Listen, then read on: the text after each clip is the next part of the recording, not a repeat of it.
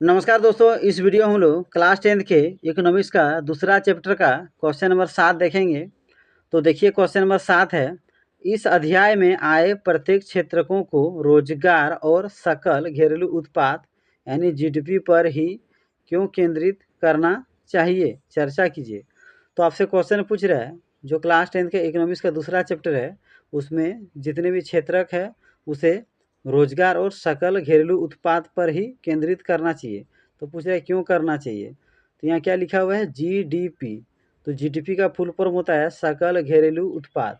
तो इससे भी बहुत बार एग्जाम में क्वेश्चन आ चुका है कि जीडीपी का विस्तार रूप क्या है, तो सकल घरेलू उत्पाद। जीडीपी का फुल फॉर्म क्या होता है, सकल घरेलू उत्पाद। इसे अच्छा से याद कर लीजिए, 1 नंबर का तैयारी हो जाएगा। चलिए अब आगे आंसर देखते हैं।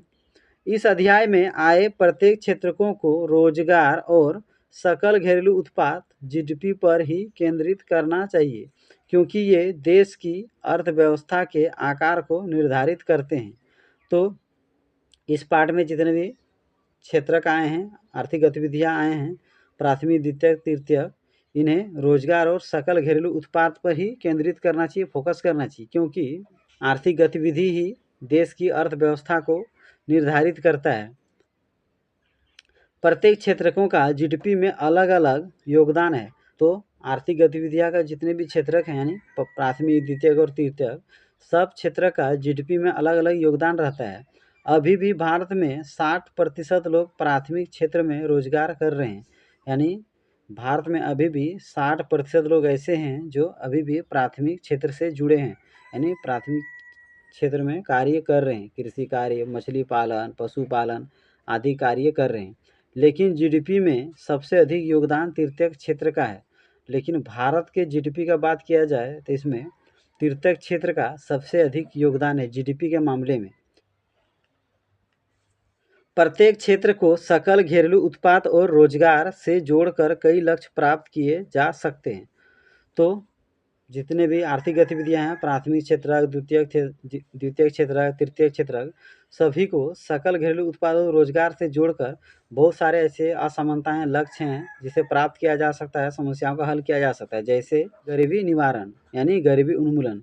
जिस देश का जीडीपी अच्छा होता है उस देश का सभी लोगों को रोजगार मिलता है, प्रति व्यक्ति आय अधिक रहता है, तो वैसे देश से गरीबी निवारण हो जाएगा, यानी उस देश से गरीबी आसानी से खत्म किया जा सकता है।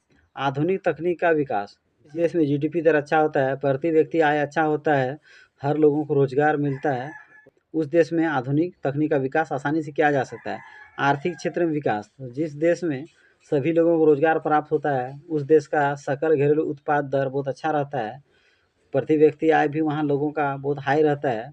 ऐसे देश का आर्थिक क्षेत्र में विकास आसानी से किया जा सकता है।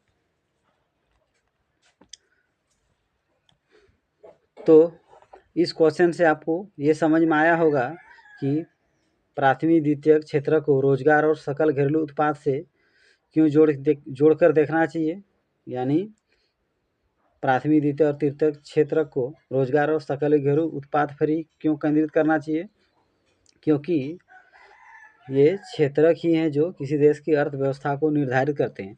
यानी जिस देश में तृतीयक क्षेत्र में अधिक योगदान रहता है वे देश विकसित होते हैं।